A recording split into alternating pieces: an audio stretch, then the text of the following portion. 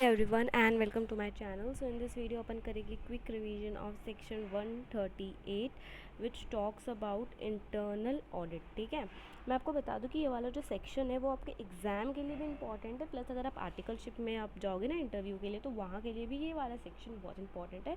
That means this section is very important from in exam point of view also and आपका articleship के लिए भी right, आपके practical world में जब आप जाओगे तो के लिए भी. देखो जो इंटरनल ऑडिट है ना, सबसे पहले आपको पता होगा इंटरनल ऑडिट क्या होता है. कंपनी के अंदर का ऑडिट. ठीक है, इंटरनल ऑडिट क्या होता है, कंपनी के अंदर जो भी ऑडिट होगा that is internal audit. Internal auditor करेगा अपना ये ऑडिट. सबसे पहले अपन जानते हैं इंटरनल ऑडिटर हो कौन सकता है, who can become an internal auditor. देखो वो जो इंटरनल ऑडिटर है वो आपका इंडिविजुअल भी हो सकता है, वो कोई फर्म भी हो सकता है, या फिर वो कोई बॉडी कॉर्पोरेट भी हो सकता है. ठीक है, ये सब आपके बुक में है.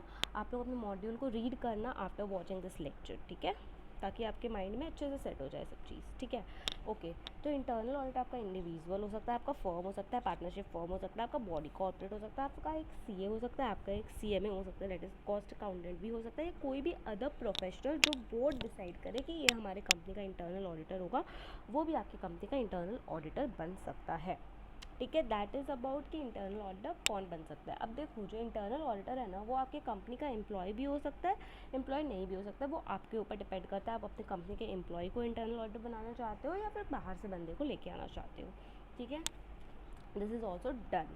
अब इंटरनल ऑडिटर अपॉइंट करना किसके लिए मैंडेटरी है वो आपको जानना है कि इंटरनल ऑडिटर अपॉइंट करना किसके लिए मैंडेटरी है. सबसे पहले लिस्टेड कंपनी है ना, लिस्टेड कंपनी के लिए मैंडेटरी है इंटरनल ऑडिटर को अपॉइंट करना. लिस्टेड कंपनी, ठीक है, मैंडेटरी है इंटरनल ऑडिटर को अपॉइंट करना. अब देखो अनलिस्टेड कंपनी में ना, अनलिस्टेड कंपनी में हमारे पास 4 कंडीशन है. आप अपने मॉड्यूल खोल के रखो एंड देखो वो 4 कंडीशन. ठीक है, अनलिस्टेड कंपनी में आपके पास 4 कंडीशन है. वो 4 में से कोई भी एक भी आपको सेटिस्फाई होता है ना, कोई भी एक, याद रखना, कोई भी एक भी सेटिस्फाई होता है तो आप जो है आपको जो है इंटरनल ऑडिटर अपॉइंट करके रखना पड़ेगा. सबसे पहला, अगर आपका paid up share capital preceding financial year में 50 सीआर या ज़्यादा हो. ठीक है, paid up share capital preceding financial year में 50 सीआर या उससे ज़्यादा हो. नेक्स्ट अनलिस्टेड कंपनी का बात हो रहा है. पेड अप शेयर कैपिटल हो जाने के बाद टर्नओवर अगर आपका 200 सीआर या उससे ज़्यादा हो प्रिसीडिंग फाइनेंशियल ईयर में. याद रखना बेटा जी, प्रिसीडिंग फाइनेंशियल ईयर.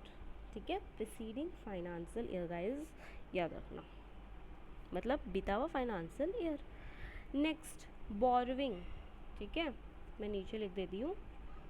जो आपका बोरोविंग है ना, बोरोविंग किसी भी पब्लिक फाइनेंशियल इंस्टीट्यूशन से, बैंक से या किसी से भी आपका 100 सीआर या उससे ज़्यादा होना चाहिए. नेक्स्ट आपका जो आउटस्टैंडिंग डिपॉजिट है, ये आउटस्टैंडिंग बोरोविंग था, ये आउटस्टैंडिंग डिपॉजिट है 25 सीआर या उससे ज़्यादा होना चाहिए. In case of unlisted company आपका ये 4 में से कोई भी एक कंडीशन फुलफिल हो जाएगा तो आपको मैंडेटरी इंटरनल ऑडिटर रखना पड़ेगा. क्या क्या है वो कंडीशन, एक बार फिर से रिपीट करें. वो कंडीशन है, सबसे पहले मैं रिपीट करती हूँ. पेड अप शेयर कैपिटल आपका 50 सीआर या उससे ज़्यादा होना चाहिए. टर्नओवर आपका 200 सीआर या उससे ज़्यादा होना चाहिए. आउटस्टैंडिंग लोन आपका 100 सीआर या उससे ज़्यादा होना चाहिए प्रिसीडिंग फाइनेंशियल ईयर में at any point of time. And deposit आपका 25 सीआर या उससे ज़्यादा होना चाहिए प्रिसीडिंग फाइनेंशियल ईयर में at any point of time. Last है प्राइवेट कंपनी. प्राइवेट कंपनी को भी इंटरनल ऑडिटर अपॉइंट करना पड़ेगा अगर ये दोनों में से कोई भी एक कंडीशन सेटिस्फाई हो जाए तो. याद रखना, मैं और वर्ड यहाँ पे यूज़ कर रही हूँ. ठीक है, ये दोनों में से कोई भी एक. सबसे पहले आपका टर्नओवर 200 सीआर या उससे ज़्यादा होना चाहिए, या फिर आपका जो आउटस्टैंडिंग लोन है ना, बोरोविंग है ना, वो आपका 100 सीआर या उससे ज़्यादा होना चाहिए. देखो आप लोग इसको याद रख सकते हो. प्राइवेट कंपनी में टर्म लोन तो ये हो गया. आउटस्टैंडिंग लोन कितना, 100 CR. Oh a seems to be 2 0. ठीक है, ओ ए लोन होता है ना, लो सीम्स टू बी 2 0 तो 100 सीआर, ये 1 जैसा आपको मान लो. ऐसा आप लोग याद रखने के लिए ऐसा कर सकते हो. ठीक है, एंड टर्नओवर 200 सीआर होना चाहिए. ठीक है, टर्नओवर एंड लोड, सिर्फ ये 2 कंडीशन होगा. वैल्यू तो सेम है, अमाउंट तो ये वाला सेम है. बस यहाँ पे वहाँ पे 4 चीज़ था, यहाँ पे 2 चीज़ देखा जाएगा। That was about internal audit. I hope आपको समझ में आ गया, मैं डिटेल में ही कवर की हूँ। आई होप आपके दिमाग में बैठ गया होगा। एक बार आप मॉड्यूल जरूर से रीड कर लेना guys for better clarity. That's it for this video guys. I hope आपको समझ आया होगा। बाय एंड मेक श्योर आप लोग मेरे चैनल को सब्सक्राइब करो एंड वीडियो को लाइक करो। Bye bye.